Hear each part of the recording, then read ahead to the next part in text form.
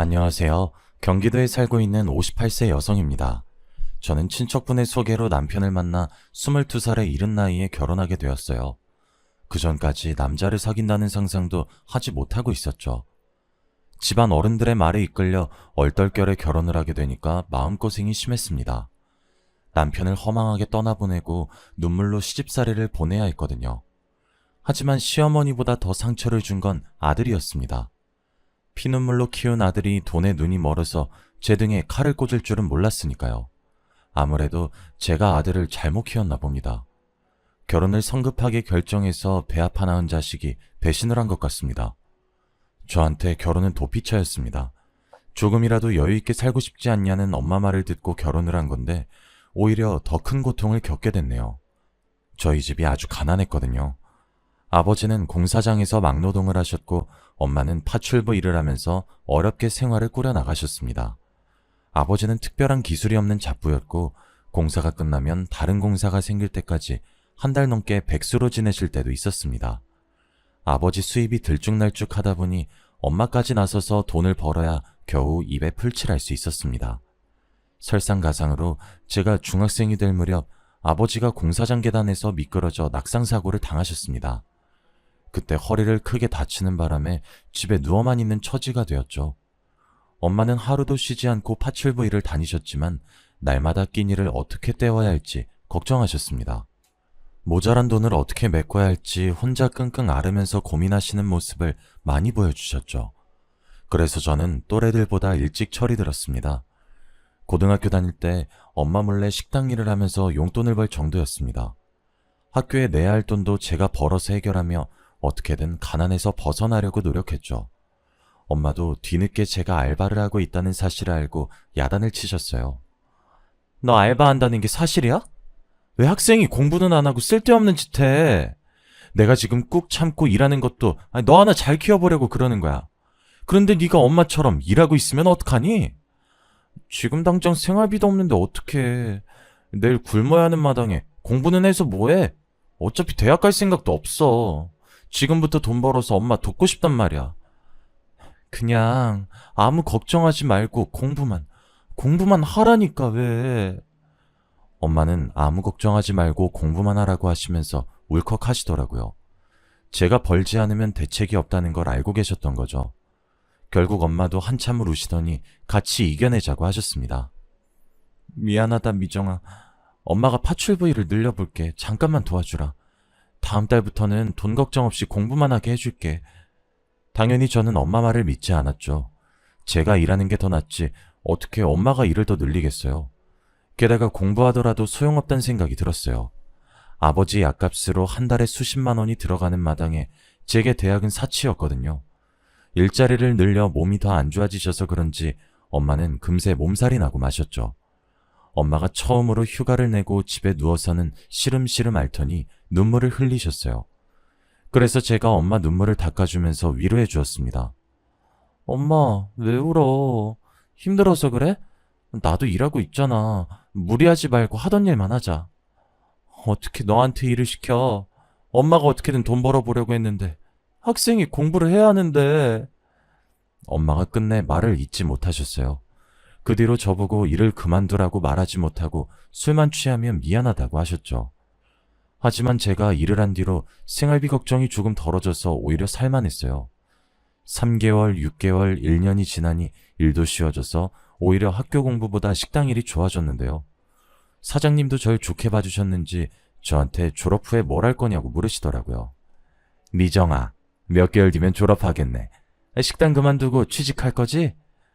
일단 서울에 있는 회사에 이력서 넣어보려고 하는데 잘 될진 모르겠어요. 자격증도 따서 크든 작든 회사에 취업이 되면 서울로 갈 생각이에요. 네가 일도 잘하고 야무져서 계속 옆에 두고 싶은데 이제 성인인데 식당에서 알바만 하면 되겠니? 일단 취업 때까지만 일해주라. 요즘 일 잘하는 직원 구하기가 하늘의 별 따기야. 네, 당연하죠. 곧 그만둔다고 일 대충 하는 일은 없을 거예요. 아유, 말하는 게 넌 요즘 애들 같지 않다니까. 어른이야, 어른. 제가 일했던 사장님은 저를 딸처럼 생각하면서 아주 잘 대해주셨어요. 저도 엄마보다 사장님을 보는 시간이 더 많아져서 정이 들었어요. 그래서 이 식당에 벗어날 수 없었죠. 저도 성인이 되면 회사에 취직할 줄 알았는데 용기가 나지 않았어요. 어쩌다 회사에 이력서를 넣어도 번번이 낙방하였습니다. 오늘 면접 본 거 발표 났다며. 결과 확인해 봤어? 떨어졌어요. 아유, 너가 질 잘하는 애를 왜 떨어뜨리나 몰라. 돈 걱정하지 말고 천천히 알아봐. 네가 괜찮으면 주말에만 일하지 말고 평일까지 쭉 나와도 된다. 그래야 너도 돈이 좀 될 거 아니냐? 일단 그렇게 할게요. 감사합니다. 시간이 많아진 만큼 식당에서 일을 하게 되니까 돈이 제법 모이더군요. 돈 벌어서 가끔 맛있는 치킨이나 피자를 시켜 먹는 재미에 빠지니까 꼭 회사에 들어가야 하는 생각도 들었습니다. 식당 일도 익숙해졌고 사장님도 좋으신 분이고 게다가 안정적인 수익도 생겼으니까요. 어영부영 시간을 보내니 3년이란 시간이 훌쩍 지나버리더군요. 사람 마음이 참 간사해서 당장 취업을 못해도 돈이 나오는 곳이 있으니 마음이 급해지지 않았습니다. 그러다 보니 자격증을 따거나 취업 준비를 하는데 소홀해졌어요. 일만 하면서 지내는 사이에 22살이 되었고 그때 제가 좋다는 남자가 나타났어요. 저희 식당에 자주 들리는 단골 손님이었는데 일주일에 서너 번씩 만나다 보니 자연스럽게 친해졌습니다. 단골 손님에게 오빠라고 부르긴 했지만 이성적인 관심이 있는 것도 아니었습니다. 하지만 단골 손님은 저만 보면 해발쭉 웃으면서 저만 쳐다보고 있더라고요. 정상이 아닌 것 같기도 했고 무서워져서 없는 사람인 척 무시했습니다. 그런데 저에게 결혼하잔 말을 꺼내더군요. 미정아, 우리 결혼하자. 내가 뭘 해서라도 꼭 행복하게 해줄게. 기습적인 청혼에 저는 당황스러운 것은 물론 어이가 없었습니다. 오빠라고 부르며 친한 척 군 게 화근이었죠. 사장님이 단골 손님한테 오빠라고 부르길래 저도 따라한 것이었습니다. 사심없이 자주 와줬으면 해서 친한 척 한 건데 괜한 짓을 했네요. 이제 와서 후회하면 뭐하나요? 요즘 세상이 흉흉해서 괜히 짜증냈다가 큰 코 다칠 수 있어서 단골 손님을 잘 타이르려고 했습니다. 아니 오빠 왜 그래? 이게 무슨 황당한 소리야. 사귀자는 것도 아니고 결혼부터 하자고 들이대는 게 말이 돼? 우리 만난 지 2년 넘었잖아. 그 정도면 충분한 거 아니야? 뭐? 우리가 따로 만나서 데이트한 것도 아닌데 뭐가 충분해. 오빠, 나라서 웃으면서 말하는 거지. 다른 여자한테 이러면 큰일 나. 단골 손님은 매일 식당을 오면서 저와 연애를 한 걸로 착각을 하고 있었어요. 조금 무서운 느낌이 들어서 얼른 이 단골 손님을 떨쳐내려고 했죠. 오빠, 진짜 미안한데 난 아직 결혼 같은 거 생각 없어. 그러니까 앞으로 이러지 않았으면 좋겠어. 제가 단호하게 거절하자 풀이 죽은 표정으로 식당을 나가더라고요. 그날 그렇게 끝난 줄 알았는데 전혀 아니었습니다. 갑자기 저보고 결혼해달라고 하길래 어디가 부족한 사람인 줄 알았는데 그것도 아니었어요. 제가 모르는 사이에 주변 사람들을 설득하고 있었거든요. 그날도 단골 손님이 찾아와서 말을 걸길래 단답으로 대꾸했죠. 그랬더니 사장님이 저한테 이렇게 한마디 하는 거 있죠. 미정아, 종구한테 너무 매몰차게 대하는 거 아니니? 네?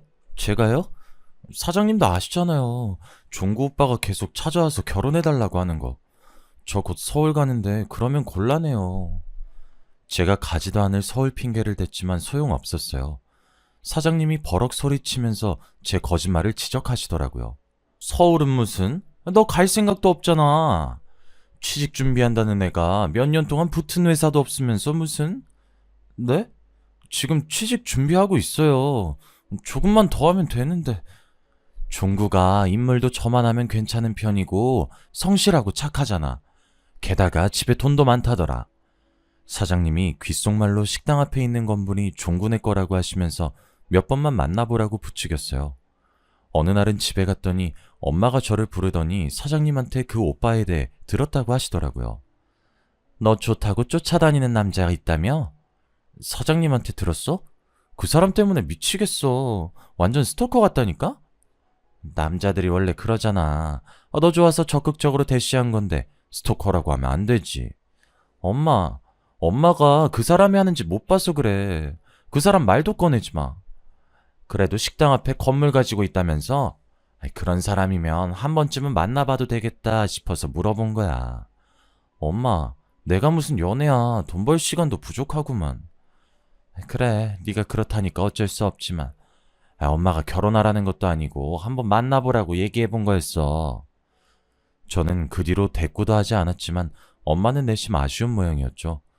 틈만 나면 종구 오빠 이야기를 꺼냈어요. 종구 오빠한테 직접 들은 건 아니었지만 오빠에 대한 소문을 들으니 마음이 흔들리더라고요. 동네 식당 앞 허름한 건물주에서 강남에 집 한 채가 더 있다는 소문까지 듣게 됐으니까요. 사귈 마음도 없는데 당사자한테 직접 물어보기도 좀 그래서 그냥 그런 소문이 있구나 생각만 하고 있었어요. 그런데 5개월 뒤에 뜻밖의 일이 터지고 말았어요. 20년 넘게 고된 일을 해오던 엄마의 몸에 이상이 생겼습니다. 파출부 일을 하느라 엄마 허리가 안 좋아졌는데 최근에 허리가 끊어질 듯이 아파서 걷는 것도 힘들다고 하셨거든요. 얼른 엄마를 데리고 병원에 가보니 추간판 탈출이라는 진단을 받게 되었죠. 의사는 당장 수술을 준비하자고 했지만 500만 원 되는 수술비가 문제였어요. 제가 일단 엄마를 입원시켜놓고 식당 사장님부터 찾아갔습니다. 일하고 있는 사장님을 붙들고 돈 좀 빌려줄 수 있냐고 사정하고 있는데 그때 기다렸다는 듯이 오빠가 나서더라고요. 미정아, 얼마가 필요한데 그래? 내가 해결해줄게. 500만 원이면 돼. 내가 3달 안에, 아니 4달 안엔 꼭 갚을게 오빠. 안 갚아도 돼. 부모님 수술비 때문에 그런 건데 내가 그걸 어떻게 받아? 오빠가 어떻게 알았어? 오늘 네가 일하는 날인데 사장님 계시길래 물어봤어. 어머님 많이 아파서 급하게 일을 뺐다며? 계좌 불러. 지금 보내줄게. 계좌번호를 불러주니까 오빠가 진짜로 500만 원을 보내주었습니다. 아버지도 제게 이런 적이 없었는데 정말 감동이었죠. 금전적으로 이렇게 흔쾌히 도와주는 사람이 없어서 귀찮게만 느껴졌던 종구 오빠가 다르게 보였습니다. 사장님도 제 눈빛이 변하는 걸 봤는지 갑자기 제 옆구리를 찌르면서 귓속말을 하더군요. 거봐, 내가 저런 놈 없다고 했지? 한 번은 만나볼만 하다니까. 아이, 괜히 고집 피우기는. 제가 헛기침을 하면서 모르는 척 대꾸도 안 하니까 사장님이 얼른 병원으로 가라고 했습니다. 오빠도 걱정된다면서 절 따라오겠다고 해서 엄마가 있는 곳으로 얼른 급하게 택시를 잡아탔습니다. 병원으로 가는 내내 오빠는 걱정하지 말라고 제 손을 꼭 잡아주면서 진심으로 다독여주더라고요. 어머님은 너무 걱정하지 마. 수술만 받으면 금방 좋아지실 거야. 오빠가 다정하게 위로해주는데 눈물이 다 나오더군요. 가족처럼 걱정해준다는 게 이런 거구나 싶었습니다. 오빠 덕분에 병원에 도착하자마자 바로 수술비를 낼 수 있었고 빠른 시일 안에 수술도 받을 수 있었습니다.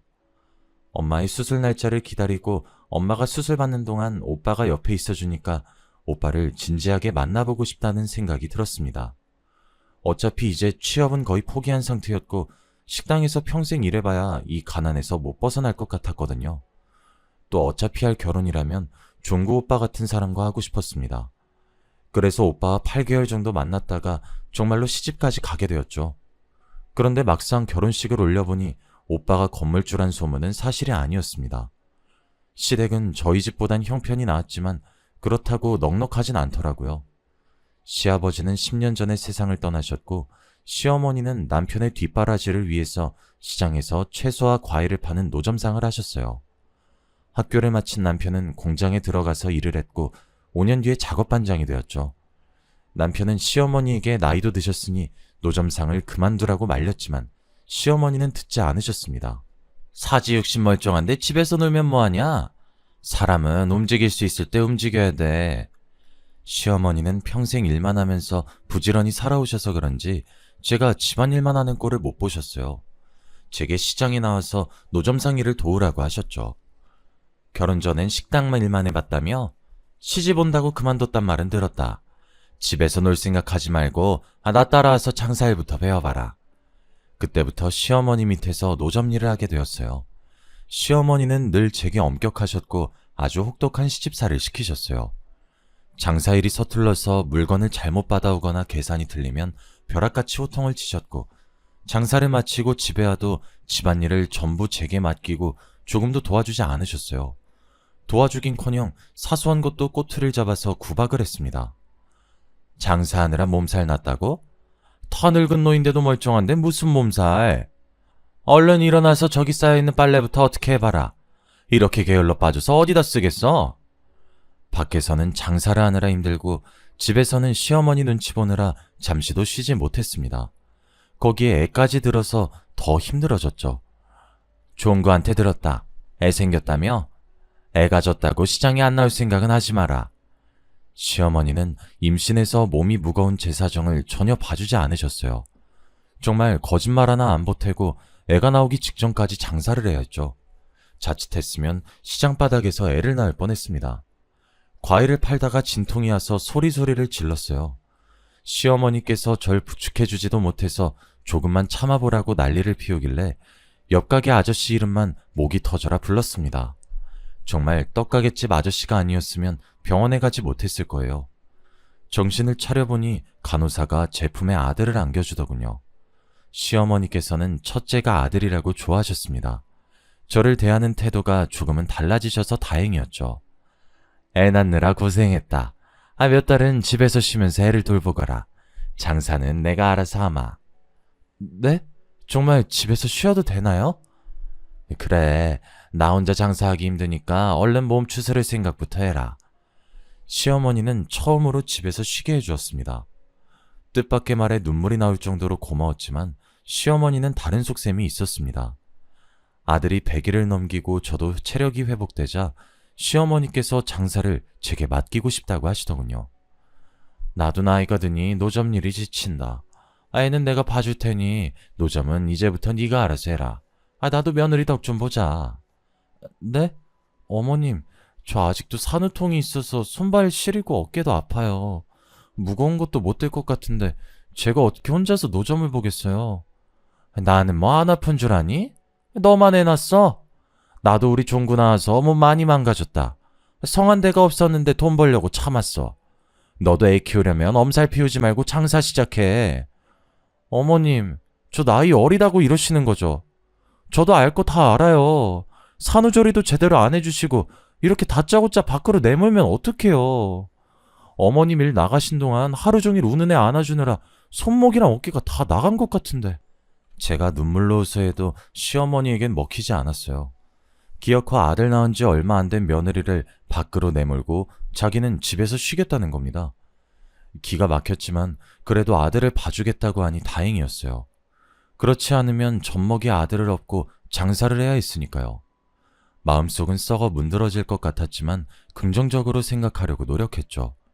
하지만 제가 장사를 시작하자 시어머니께서 저를 며느리가 아니라 돈을 벌어오는 기계 취급을 하였습니다. 장사를 마치고 집에 들어오면 오늘은 얼마를 벌었냐고 매일 추궁하셨거든요. 오늘은 수입이 왜 이것뿐이니? 너 혹시 나 몰래 돈 빼돌리는 거 아니야? 아니에요. 제가 그럴 리가 없잖아요. 어머님은 어떻게 그런 말을 아무렇지 않게 하실 수 있으세요? 내가 널 어떻게 믿니? 내가 낳은 자식도 못 믿을 마당에. 제가 속상하다는 표현을 정확히 해도 시어머니는 제가 벌어온 돈만 꼼꼼하게 확인했어요. 장사를 하고 돌아오면 집안일은 안 하게 될 줄 알았는데 예상 밖이었죠. 시어머니께서 정말 아들 돌보는 데에만 신경을 쓰셔서 빨래와 청소는 물론이고 식사 준비까지 저 혼자 맡아서 하게 되었습니다. 이렇게 살다간 쓰러지겠다 싶었는데 나이가 어려서 그런지 잔병치레만 생기고 쓰러지진 않더라고요. 차라리 쓰러졌으면 좋겠다 생각하면서 2년의 시간을 버텨왔어요. 지금 생각해도 제가 어떻게 버텼나 싶네요. 밤마다 욱신거리는 손목과 어깨를 붙들고 눈물을 견뎌왔습니다. 내가 왜 빨리 결혼을 해서 사서 고생을 하는 걸까 하는 후회가 마구 밀려왔죠. 마음 같아서는 당장 짐을 싸들고 친정으로 가버리고 싶었지만 친정도 마찬가지란 생각이 들었어요. 제 옆에 가난이 존재하는 이상 제가 돈 더 벌어오고 집안일도 하고 애도 돌봐야 하니까요. 그리고 저희 엄마는 수술 후유증으로 더 이상 돈도 못 버셔서 기초생활수급자 지원금을 받기로 하였습니다. 엄마도 지금 고통스러우실 텐데 저라도 잘 살기 바라는 친정엄마에게 실망감을 안겨줄 수 없었어요. 그래도 제게는 한 가지 희망이 있었습니다. 똘똘하고 영특한 아들이 있었으니까요. 아들 보는 낙으로 버티니 2년에서 6년을 더 버틸 수 있었습니다. 아들 녀석은 초등학생이 되어도 저를 볼 때마다 활짝 웃어주었습니다. 엄마, 오늘 일 다 끝났어? 내가 어깨랑 다리 주물러 줄게. 아들은 고사리 같은 손으로 열심히 제 어깨와 팔다리를 주물러 주었어요. 엄마, 어때? 이제 안 아프지? 시원하지? 그래, 엄마한테는 민규손이 약손이야. 제가 퇴근하고 올 때마다 안마사를 자청하는 아들을 보면 기운이 솟아오르더군요. 그 모습이 너무 예쁘고 기특해서 이런 아이에게 이혼 가정을 물려주지 않아서 다행이란 생각도 들었습니다. 제 몸이 부서지는 한이 있어도 아들만 아무 탈 없이 자라준다면 더 이상 바랄 게 없었죠. 게다가 학원에 다니지도 않았는데 아들은 공부도 줄곧 잘했고 100점도 여러 번 받아왔습니다. 그때쯤 되니 장사도 손에 익어서 욕심이 생기더군요. 돈을 더 벌어서 아들 학원이라도 보내주고 싶었습니다. 그래서 시어머니께 가서 미리 받은 가게 이야기를 꺼냈죠. 어머님, 시장이 괜찮은 가게가 하나 나왔는데 그걸 인수하면 어떨까요? 옷가게 사장이 급전이 필요해서 시세보다 아주 싸게 가게를 내놨더라고요. 이참에 노점이 아니라 우리 가게를 만들어두는 게 좋을 것 같아요. 옷가게 사장이 얼마에 내놨는데? 3천만 원이요. 저렴하네. 내 몸이 안 좋아서 가게는 못 보러 가니까 계약은 너 알아서 하고 그 강의 명의는 내 앞으로 해라. 네? 제가 혼자 장사해서 모은 돈인데 왜 어머니 명의로 가게를 얻어요?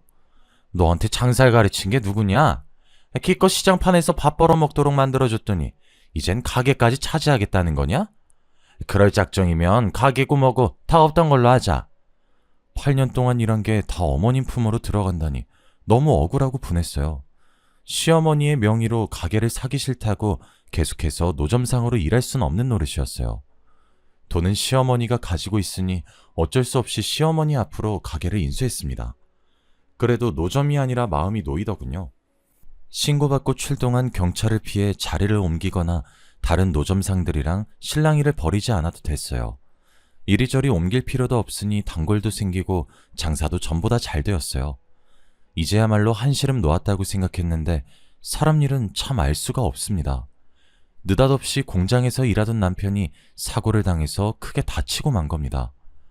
연락을 받고 허둥지둥 병원으로 달려갔더니 남편은 이미 수술실로 들어간 뒤였어요. 제가 간호사를 붙들고 남편이 어딜 다친 거냐고 물어보니까 공장 소장님이 저를 부르더라고요.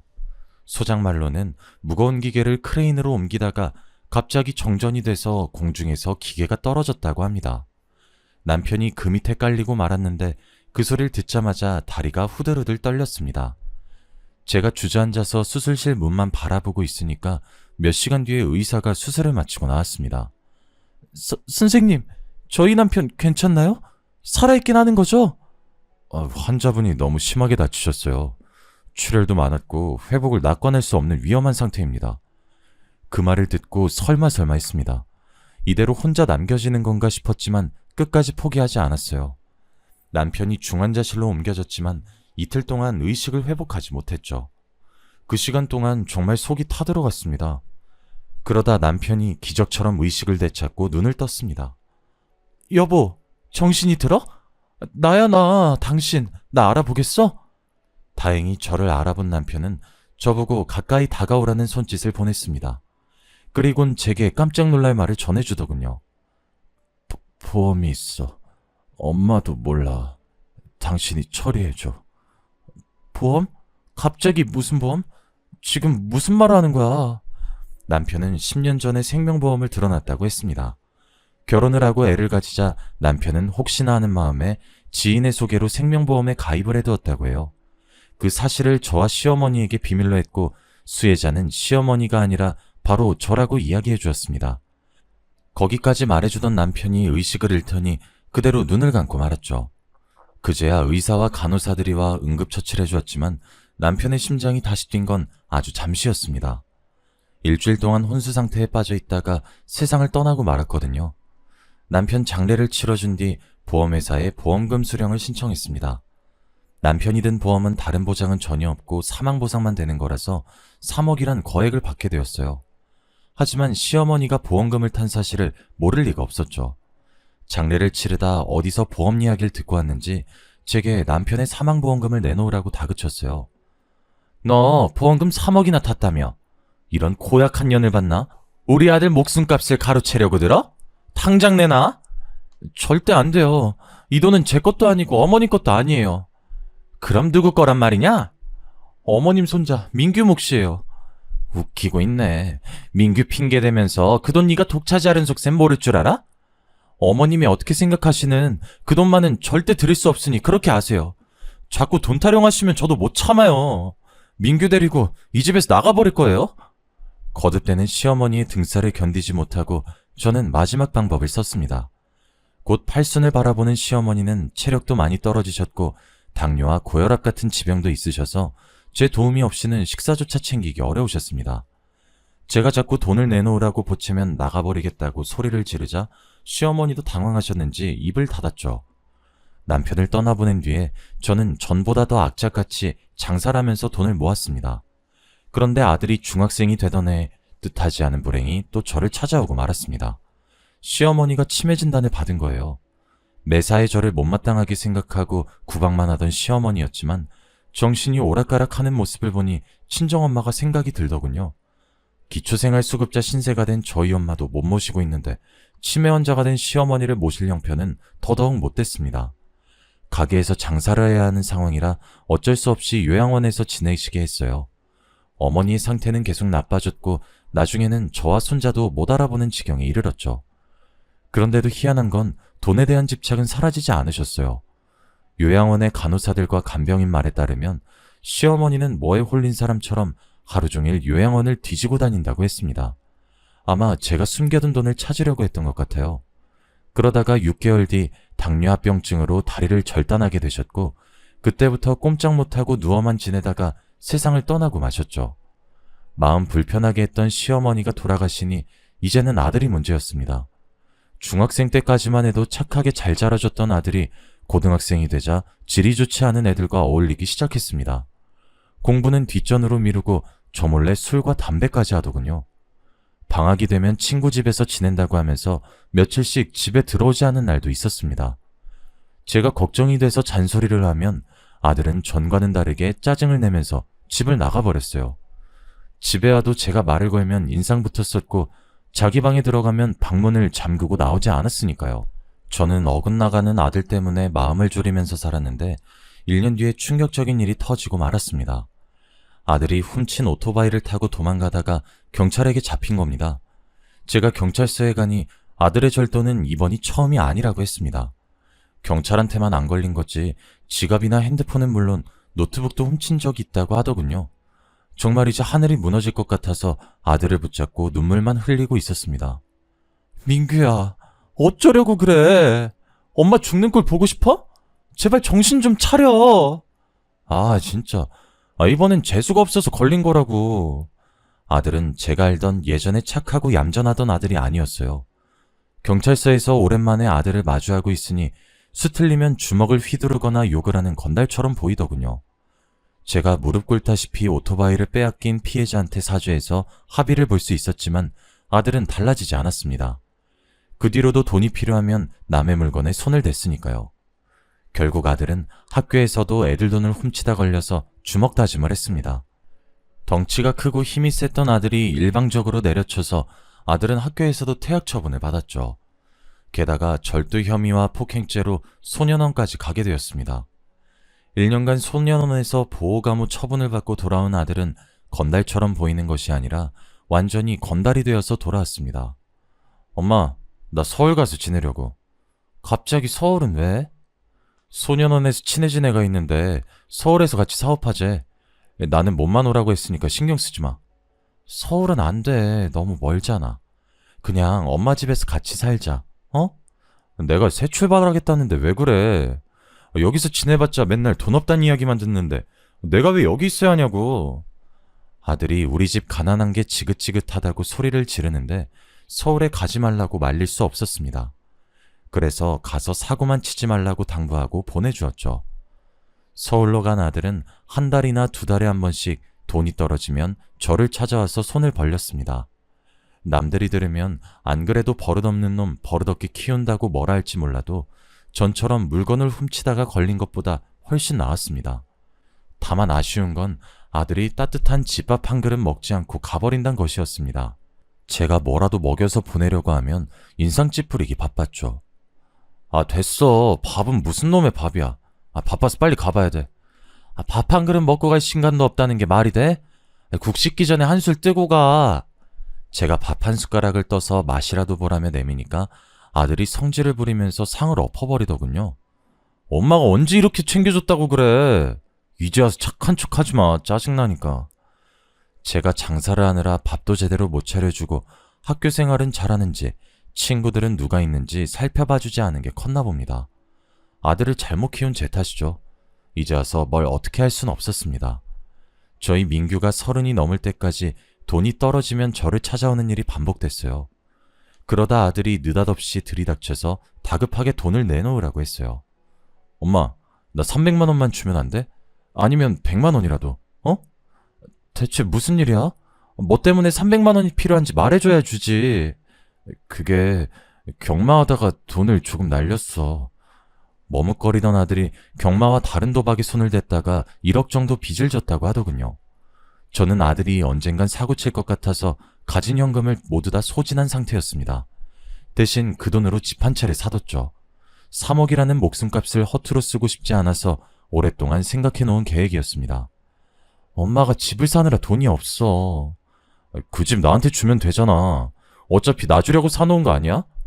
그래, 너한테 줄 거야. 하지만 지금은 아니야. 네가 결혼하면 그때 줄 테니까 그렇게 알아. 정말이지? 결혼하면 집 준다고 약속한 거야? 대신 좋은 여자 만나야 돼. 아무 여자 데려오면 절대 안 된다. 결혼이고 뭐고 당장 집을 내놓으라고 난리 깽판을 칠 줄 알았는데 아들이 순순히 알았다고 하고 나가더군요. 그리고 몇 달 뒤 아들이 결혼할 여자라며 상견례 자리를 마련하였습니다. 우리 엄마야, 인사드려. 안녕하세요, 수진이라고 해요. 만나 뵙게 돼서 반가워요, 어머님. 좋은 여자라고 해서 기대했는데 첫인상부터 실망스러웠습니다. 쌍꺼풀도 하고 코도 높이고 보톡스를 잔뜩 맞았는지 얼굴이 부어 있었거든요. 화장도 짙고 향수 냄새도 독한 게 화류계 출신이 아닌가 싶었습니다. 그런데 아들 말을 들어보니 유흥업소 출신이 맞더군요. 제가 집안 살림 살 돈도 없는데 무슨 결혼이냐고 반대하려고 하니까 갑자기 이상한 말을 꺼냈습니다. 돈이 없긴 왜 없어. 집은 엄마가 준 집에서 살면 되고 세탁기나 냉장고는 뭐 내가 돈 좀 빌리고 수진이 마이킹 좀 땡기면 돼. 마이킹? 마이킹이 뭐니? 아, 그게... 아들은 말실수를 했다고 생각했는지 며느리 눈치를 보더군요. 그러더니 며느리가 술집 여자라고 술술 불고 말았습니다. 술집 좀 나갔으면 어때? 지금부터 마음 잡고 열심히 살 건데. 설마 집 안 주려고 그러는 건 아니지? 결혼은 아직 일러. 더 생각해보고 해라. 아, 엄마한테 나중에 이야기하려고 했는데 우리 애도 생겼단 말이야. 수진이가 배 더 나오기 전에 결혼식 올리고 싶대. 뭐? 애가 생겼다고? 제가 놀라든 말든 아들의 관심사는 오로지 집밖에 없었어요. 제가 명의를 넘겨주면 당장 팔아먹을 게 분명했죠. 그래서 정신을 똑바로 차리고 아들에게 단호한 모습을 보여주었습니다. 서두르지 마라. 오래 비어둔 집이라 손볼 데가 많아. 집이 수리될 동안 당분간은 내 집에서 같이 지내자. 사람은 일단 같이 살아봐야 해. 결혼식도 혼인신고도 아직 올리지 말고 3개월만 같이 살아보게. 집 줄 생각은 안 하고 시모가 같이 살자고 하니 당연히 며느리 입이 삐죽거렸죠. 워낙 못 배운 아이 같아서 싫다고 집부터 달라고 소리를 지를 줄 알았는데 다행히 저보고 같이 살자고 했습니다. 그렇게 며느리와 같이 산 지 한 달 정도 지났을까요? 밤에 화장실을 다녀오려고 일어났다가 아들이랑 며느리 방에서 도란도란 말소리가 들려왔습니다. 내가 알아봤는데 엄마가 사놓은 집 말이야. 지금 집값 뛰어서 최소 5억은 나간대. 어머, 대박이네? 그럼 자기야, 나한테 절반 주기로 한 약속 지켜야 돼. 만약에 딴소리 하면 나 경찰에 신고해버릴 거야. 뭐? 이게 미쳤나? 나를 뭘로 신고하겠다는 거야? 혼인빙자 사기죄라고 드러나 봤어? 네가 또 사기치고 도망갈까봐 나도 알아봤다고. 너 또 가게 삼촌한테 이상한 말 듣고 이러는 거지? 너한텐 절대 거짓말 안 하니까 조금만 기다려. 할망구 죽고 나면 이 집도 내 거니까. 도대체 언제 죽는데? 나한테는 여기저기 안 아픈 데가 없다며. 너무 팔팔한 거 아니야? 조금 기다리라니까. 그동안 싫어하는 티 좀 내지 말고 얌전히 있어. 안 그럼 돈이고 뭐고 아무것도 안 줄 테니까. 숨을 죽이고 둘이 하는 말을 들어보니 아들은 집안에 돈이 많아 놀고 있다며 며느리에게 제가 가진 재산의 절반을 주겠다고 꼬신 거였어요. 두년 놈은 집 한 채로 만족하지 못하고 제가 죽으면 가게와 제 집까지 가져갈 꿈에 부풀었나 봅니다. 제가 빨리 죽기를 학수고대하고 있었단 생각에 가슴이 찢어질 것 같았죠. 조용히 방 안으로 돌아와 뜬 눈으로 밤을 지새웠습니다. 저는 한숨도 자지 못하고 아들과 며느리를 어떻게 해야 하나 고민했습니다. 그래서 해가 뜨자마자 아들에게 집수리가 끝났으니 신혼집으로 가라고 이야기해 두었습니다. 그대로 가게로 출근하고 돌아오니 아들은 보이지 않고 며느리가 누군가와 전화를 하고 있더군요. 응, 오빠. 이제 작업 거의 다 끝났어. 2억 5천은 땡길 수 있을 거야. 물론이지. 그 자식은 나를 마누라로 생각하고 있는데 웃겨 죽겠어. 사실 임신도 안 했고 혼인신고도 안 했거든. 집 팔아서 돈만 챙기면 야반도주 할 거야. 얼른 돈만 챙기고 오빠 보러 가고 싶다. 며느리가 아들과 작정하고 저를 속인 것도 모자라 숨겨둔 내연남까지 있었던 겁니다. 그 전화통화를 듣는 순간 그동안 참아왔던 게 터져서 며느리에게 달려들고 말았습니다. 머리채를 잡아채면서 할 수 있는 온갖 욕은 다 했죠. 뭐? 돈만 챙기고 야반도주 할 거라고? 어디서 근본도 없는 술집년이 나를 속여? 이거 놔요! 경찰에 신고할 거야? 폭행죄로 신고할 거라고! 그래, 신고해라. 너 사기친 거랑 내 폭행죄랑 누가 더 형 오래 사나 보자. 같이 깜빵 가보자고. 제가 진짜로 경찰에 신고할 기세로 핸드폰을 챙겨드니까 며느리가 조용히 사라질 테니 없던 일로 하자고 하더군요. 어림도 없는 소리였습니다. 그대로 경찰에 전화해 며느리가 사기 결혼을 했다고 신고했죠. 하지만 며느리가 돈을 챙겨들고 튄 것도 아니고 금전적인 이득을 취하기 전에 신고한 거라 제대로 된 복수도 하지 못했습니다. 하지만 아들이 배운 것도 없는 여자에게 벗어났다는 것만으로 천만다행이라고 생각합니다. 저보고 죄송하다고 효자가 되겠다고 하진 않았지만 돈만 밝히고 저를 속이려고 든 게 후회가 되긴 했나 봅니다. 제 옆에 붙어 살면서 배달 일을 시작하더니 더 이상 사고는 치지 않네요. 이렇게 사연을 적어보니 믿을 수 없는 일의 연속이었습니다. 저에게 좋은 집안, 좋은 남편, 좋은 아들도 없었지만 이렇게까지 버티게 해준 건 가난해서 생긴 악착 같음인 것 같습니다. 바쁘게 살아오다 보니 제 한탄을 말할 사람도 없어 사연 보내봤는데 어떤 반응일지 궁금하네요. 물론 저보다 더 힘든 사람들이 많겠지만 위로의 한 말씀 부탁드립니다.